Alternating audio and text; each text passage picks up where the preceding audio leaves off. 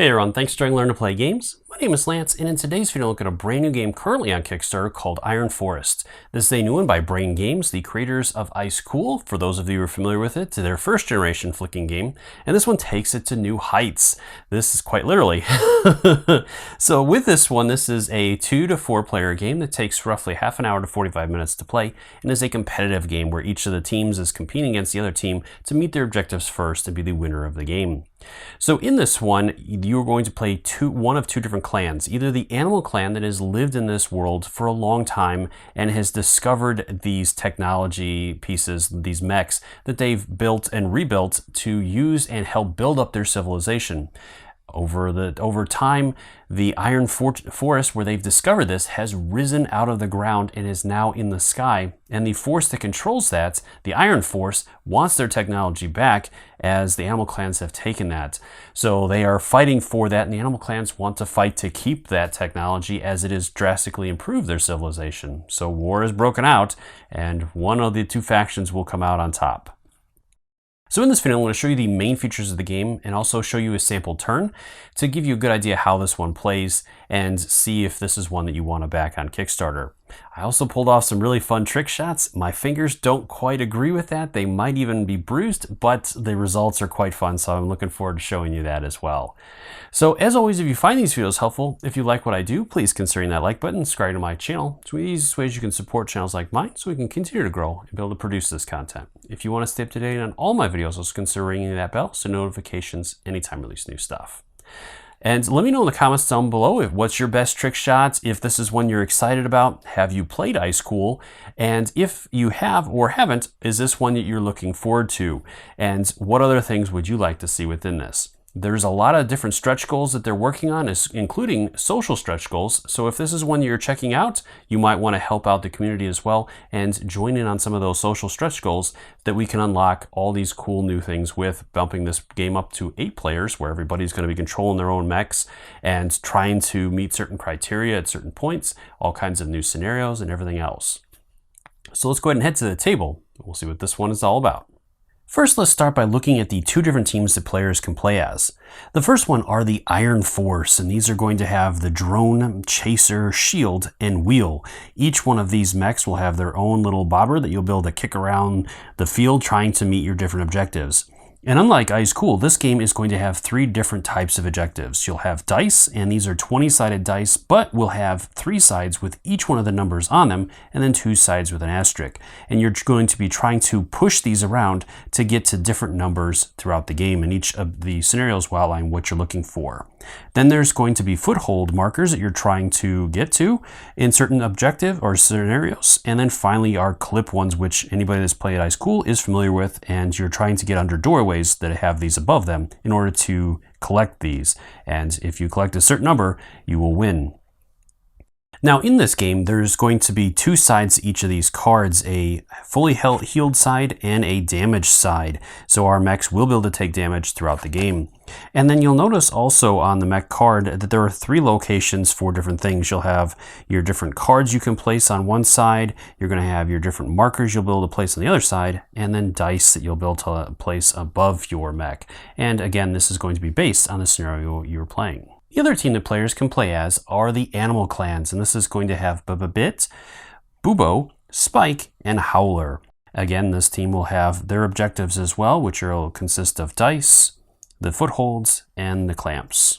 Next, there are 2 different decks of cards that are included in the game. The first deck, or set of decks, is going to be the player activation decks, and during a player's turn, they're going to reveal cards from this deck to determine which mechs they're going to activate. Each player will have a deck of 12 of these cards, 3 of each of their mechs. The other deck of cards are the power-up cards, and you'll be able to gain these throughout the game by knocking your opponents or KOing your opponent's mechs. And these will give you all kinds of different powers that you can activate during your turn, such as the navigation hack, which will allow you to move another mech inside your active mech's box to another location or another place within that box. Or the location system, which you'll use before you do your draw step, and this will allow you to choose the mech from your draw pile that you wish to activate, as opposed to just drawing one blindly.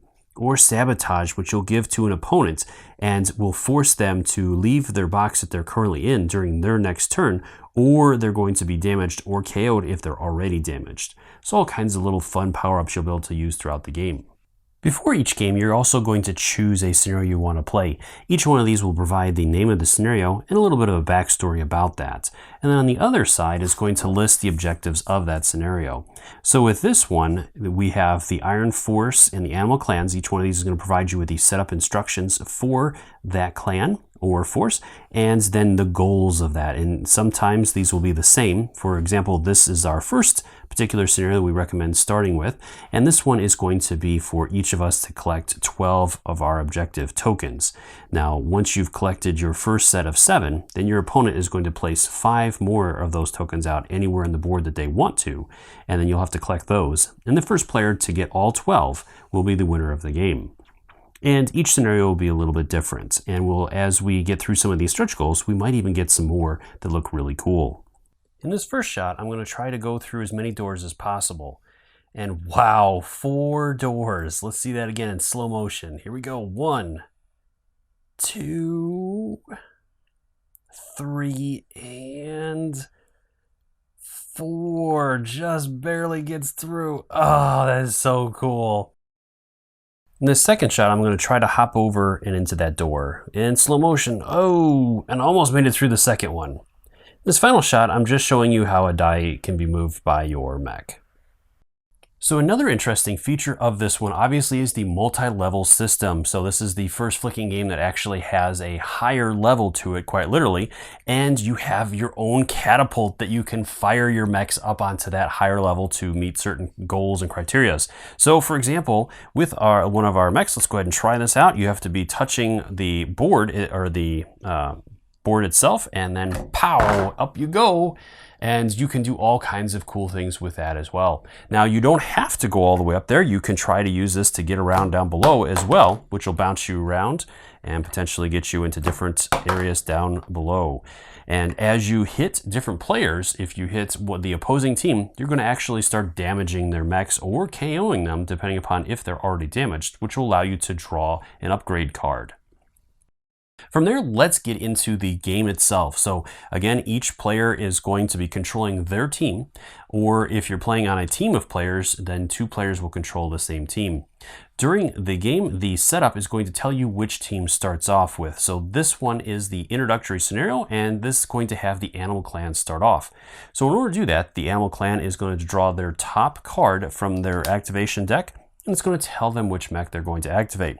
So this one just so happens to be Howler. So during this, once I have determined who is going to activate, with that mech, I have 2 different options. I can either flick them to try to get them around the board, or I can launch them on the catapult as long as they're on one of the outer perimeter boxes. If they're in the middle box or up on top, then I cannot use the catapults.